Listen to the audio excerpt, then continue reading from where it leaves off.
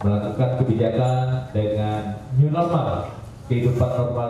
Untuk membantu pelaku olahraga yang juga terdampak pandemi COVID-19, KONI Sumsel memberikan bantuan paket sembako pada atlet dan pelatih yang berada di bawah KONI provinsi ini.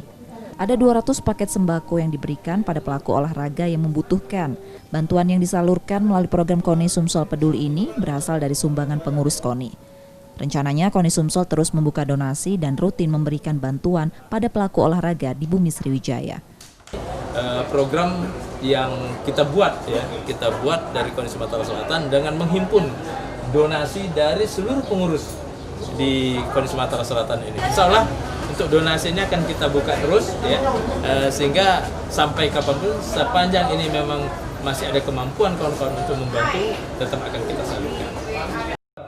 Saat ini bantuan yang diberikan belum dapat memenuhi seluruh pelaku olahraga di provinsi ini. Namun bantuan yang diberikan akan diusahakan menyentuh seluruh lapisan atlet dan pelatih di Sumatera Selatan. Nur Muhammad, Kompas TV Palembang, Sumatera Selatan.